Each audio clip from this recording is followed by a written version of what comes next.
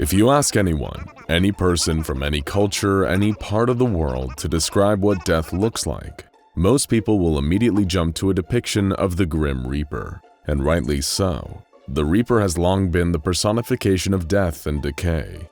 An omen of demise, the cloaked skeleton bearing a sharp scythe, coming to collect souls and carrying them off to either heaven or hell. For centuries, human beings have thought of the Grim Reaper as death itself, but he's more of an embodiment of it. A symbol meant to represent that all too familiar fear of not knowing what lies beyond life on this fragile mortal plane of existence.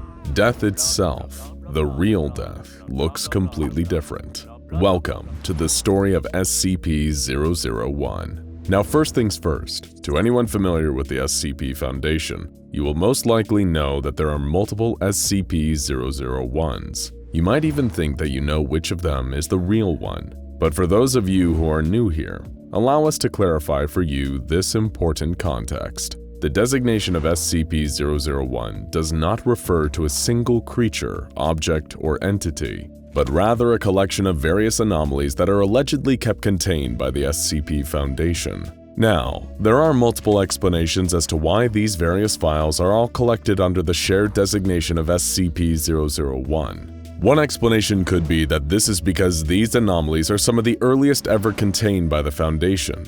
By this rationale, all the SCP-001 share the same designation because they were first encountered before the SCP Foundation established the numbering system that it currently uses. However, there also exists a theory that this is nothing more than intentional misdirection. If we choose to believe this explanation, then it could mean that the many different SCP-001s are a devious ploy by the Foundation themselves. In the interest of maintaining secrecy and security, having many files sharing the name SCP-001 could be the Foundation's way of keeping the nature of the true first SCP a closely guarded secret. It seems plausible that the multiple SCP-001 files could be an attempt by the Foundation to conceal information. After all, it wouldn't be the first time this secretive organization deceived someone. So what exactly is this particularly morbid take on SCP-001? Well, first you have to have a pretty high level of security clearance within the SCP Foundation if you want to even come close to accessing this file.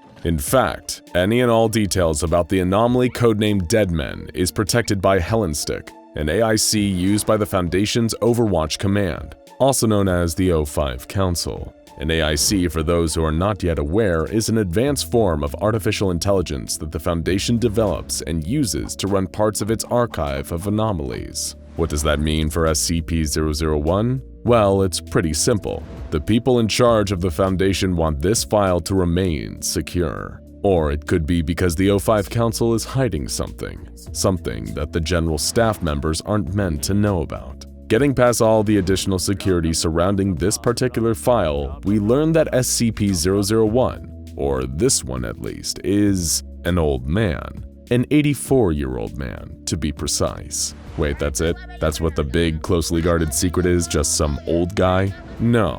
Of course he's not just some old guy. The Foundation's highest-ranking members wouldn't go through such trouble over one ordinary man. This particular man has become one with death. Not the Reaper, no.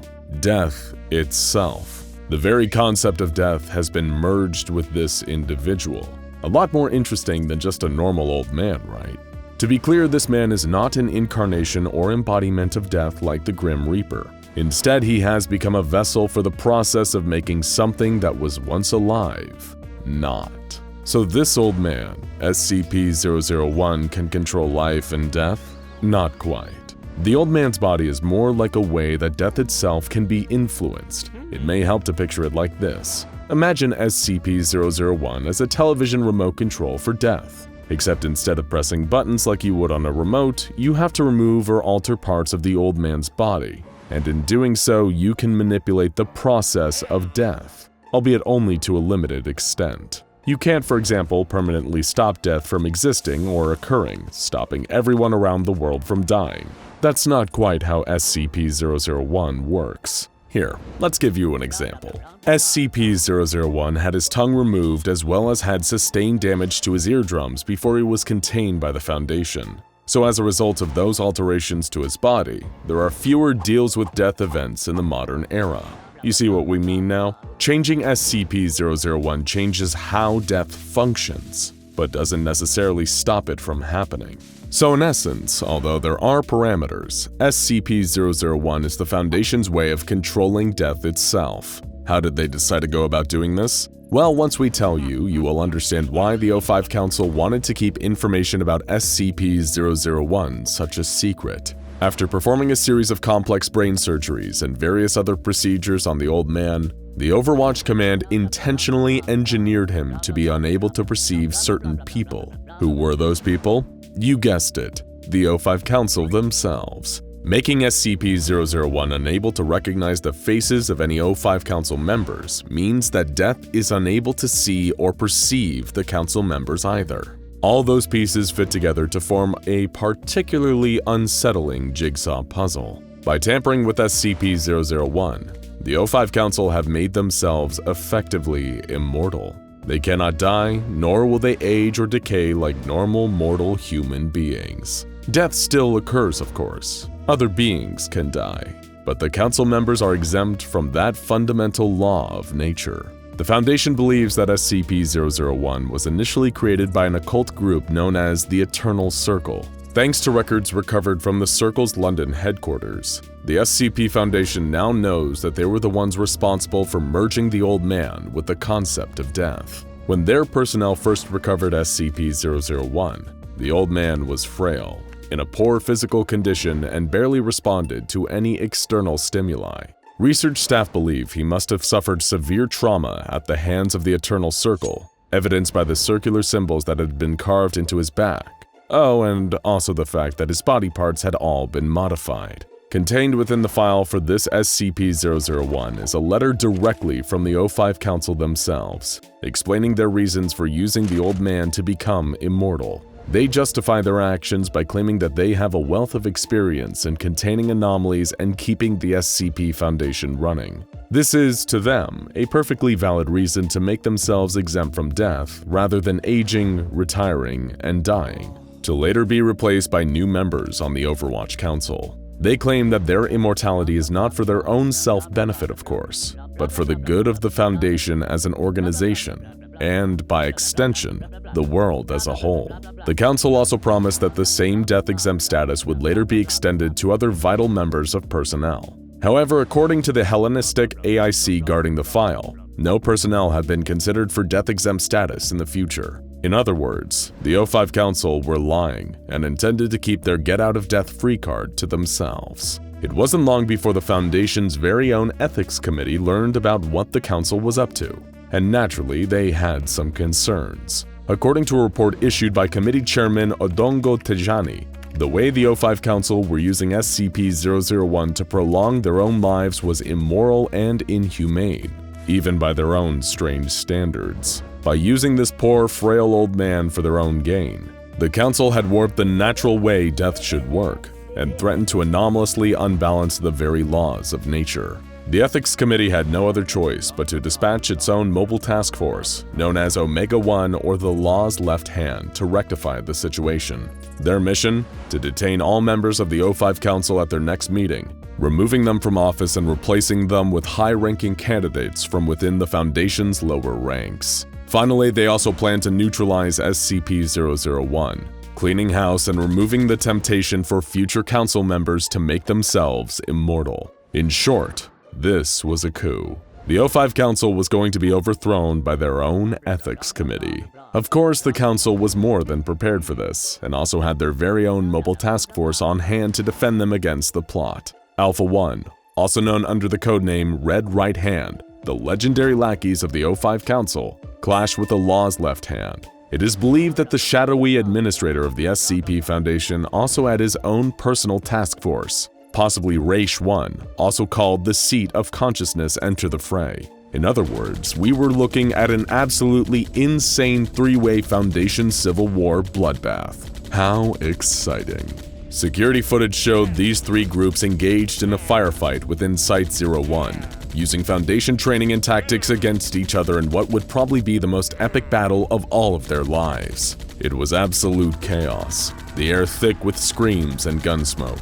Cameras also picked up a group of men and women lying all around Site-01, many wounded but still alive. Impressive, given how many of them had taken gunshots right to their heads. That's right. These were presumed to be the members of the 05 Council, still unable to die despite being shot. It is unclear which of the MTFs were responsible for this. The Ethics Committee had only intended Law's left hand to secure the council members. It could well be that they were caught in the crossfire that occurred as the Law's left hand and Red right hand teams fought. Unless, of course, the administrators' task force were the ones who had stepped in and shot the 05 Council. Through all the chaos that had unfurled, SCP-001 was still in his cell, and he wasn't alone. An unknown figure had somehow gained access, and he conversed with SCP-001. The man went on to tell SCP-001 that the Foundation was wrong to tamper with the nature of death, and recounted a story. He said that he had once filed paperwork regarding anomalies for an unknown organization, but couldn't live with the horror of what his job entailed.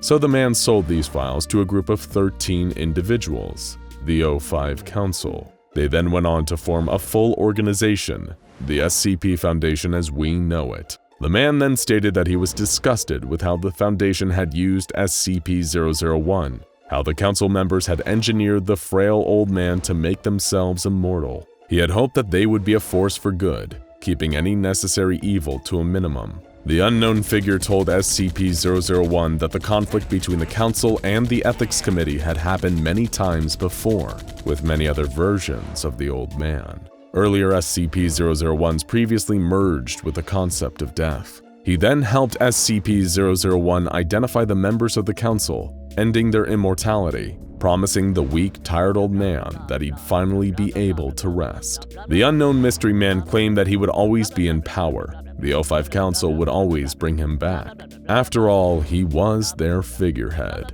their leader, the SCP Foundation Administrator himself. In the end, the Administrator himself chose to let himself perish too, perhaps in shame of what his organization had become. Or did he? Because someone seems to have been accessing the Hellenstick AIC and the SCP-001 file using his login since this incident. Maybe the hand of death doesn't reach quite as far as we were led to believe. And that's where the tale of SCP-001 ends. A story of the Foundation's greed and their pursuit of eternal life. We mustn't forget that death isn't something to be afraid of. After all, it gives our lives meaning knowing that they will one day end. But when you look at the kind of monsters we can become in the pursuit of eternal life, well, in the words of another wise old man, sometimes dead is better. Now go check out SCP-001, which is the real 001, and SCP-001 When Day Breaks for more on the mysterious SCP-001.